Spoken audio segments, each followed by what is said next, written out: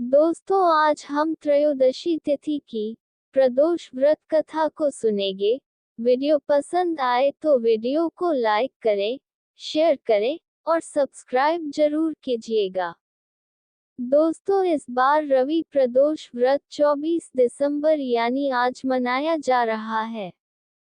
कहते हैं कि इस दिन प्रदोष व्रत की कथा सुनने से सभी इच्छाएं पूरी हो जाती हैं। प्रदोष व्रत हर महीने के दोनों पक्षों की त्रयोदशी तिथि को रखा जाता है। रवि प्रदोष व्रत की कथा सुनने और पढ़ने से जीवन के सभी कष्ट दूर हो जाते हैं और भगवान शिव की असीम कृपा प्राप्त होती है। तो आइए सुनते हैं इस व्रत की कथा महिमा को। एक समय सर्व प्राणियों के हितार्थ परम पावन भागीरथी के तट पर ऋषि समाज द्वारा विशाल गोष्ठी का आयोजन किया गया। इस सभा में व्यास जी के परम शिष्य पुराणवेत्ता सूत जी महाराज हरि कीर्तन करते हुए पधारे। सूत जी को आते हुए देखकर शनकादि 88,000 ऋषि मुनियों ने खड़े होकर दंडवत प्रणाम किया। महाज्ञानी सूत जी ने भक्तिभाव से ऋषियों को हृदय से लगाया तथा आशीर्वाद दिया। विद्वान ऋषिगण और सभी शिष्य आसनों पर विराजमान हो गए और मुनिगण विनीत भाव से पूछने लगे कि हे परम दयालु, कलिकाल में शंकर की भक्ति किस आराधना द्वारा उपलब्ध होगी? हम लोगों को बताने की कृपा कीजिए, क्योंकि कलयुग के सभी प्राणी पाप कर्म में रत रहकर वेद शास्त्रों से विमुख रहेंगे। दीन जन अनेकों संकटों से त्रस्त रहेंगे। हे मुनिश्रेष्ठ, कलिकाल में सत्कर्म की ओर किसी की रुचि न होगी। जब पुण्य क्षीण हो जाएंगे तो मनुष्य की बुद्धि कर्मों की ओर खुद ब खुद प्रेरित होगी, जिससे दुर्विचारी पुरुष वंश सहित समाप्त हो जाएंगे। जो मनुष्य ज्ञानी होकर ज्ञान की शिक्षा नहीं देता, उस पर परमपिता परमेश्वर कभी प्रसन्न नहीं होते हैं। हे महामुने, ऐसा कौन सा उत्तम व्रत है जिससे मनोवांछित फल की प्राप्ति होती हो? आप कृपा कर बतलाइए। ऐसा सुनकर दयालु हृदय श्री सूत जी कहने लगे कि हे शनकादि ऋषियों, सुनो, मैं उस व्रत को तुमसे कहता हूँ जिसके करने से सब पाप नष्ट हो जाते हैं। धन, दुख विनाशक, सुख प्राप्त कराने वाला, संतान देने वाला, मनवांछित फल प्राप्ति कराने वाला, ये व्रत तुमको सुनाता हूँ, जो किसी समय भगवान शंकर ने सती जी को सुनाया था और उनसे प्राप्त यह परमश्रेष्ठ उपदेश मेरे पूज्य गुरुजी ने मुझे सुनाया था, जिसे आपको मैं सुनाता हूँ। सूत जी कहने लगे कि आयु वृद्धि स्वास्थ्य लाभ हेतु त्रयोदशी का व्रत करें। शिव मंदिर में जाकर भगवान शंकर की पूजा करें।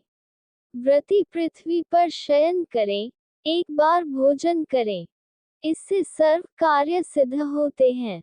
इसका विशेष महत्व है।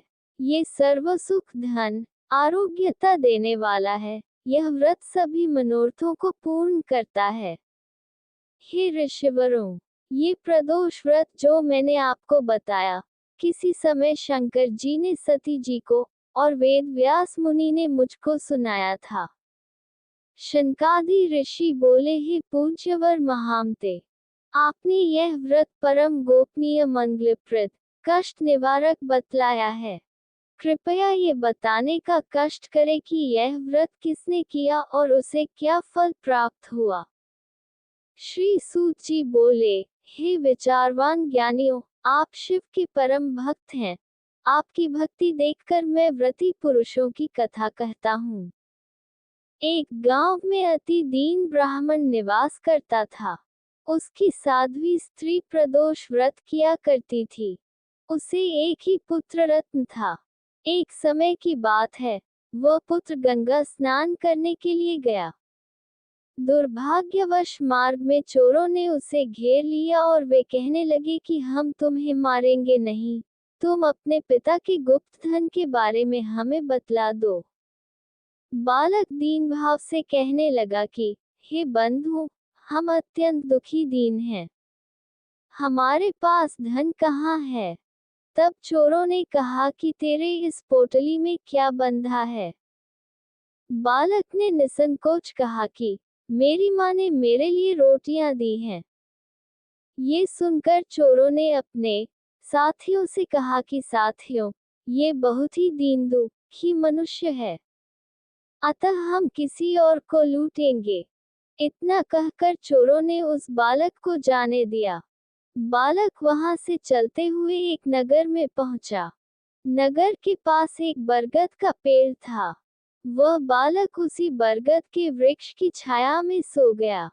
उसी समय उस नगर के सिपाही चोरों को खोजते हुए उस बरगद के वृक्ष के पास पहुंचे और बालक को चोर समझकर बंदी बना राजा के पास ले गए।